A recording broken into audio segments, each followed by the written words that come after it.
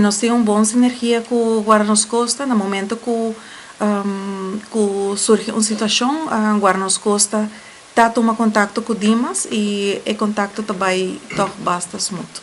Guarda-nos Costa tem acesso ao sistema de Dimas, não por check status, e também não tem contactgegevens die persona aqui na Dimas que não por laga check. E-mails não que bounce back, nos cliente não por mandele ore via info@dimas@aruba.aw, em caso que o mailbox está in, então ore não está zorg para isso aqui também o solucionar.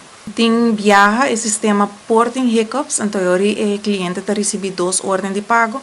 Agora nós está pedir cliente para por favor no momento que vai receber 2 ordens de pago, não vai pagar por 2, paga um só e notificar-nos que vai receber 2. Então agora nós está zorg para o sistema internamente para nós avoid onde é ordem de pago não.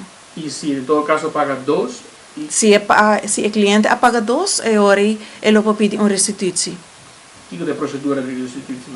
A procedura de restituição, o cliente vai na website de Dimas, é parte de e-helpdesk, restituição, está llena o formulário e está indica que ele paga double, e ora a nós está recebendo e o cliente está recebendo um restituição brief via de pós-cantor, que nós vai buscar e que esse aí vai direto financiar e não está reclamando a placa.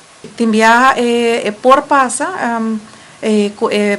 betalingsopdracht de ordem de pago nota sali, anteriori local que persona pode entregar queijo ou passa na helpdesk. Essa aqui não está onde issues não que por suceder, anteriori nós pedimos a persona para não passar na Dimas, anteriori nós aprende betalingsopdracht para a persona. É por suceder que nota chega para vir o sistema, pero também é por suceder que o war mandar e a persona não está recebendo, ou vai de spam folder. Of e email adres não está klopt, of a persona não está pendiente de email adres. Houve biata sucede que nós temos recent ordem de pago, para a persona está indicar que não a receber, pero de nosso sistema está indicar que ela o manda.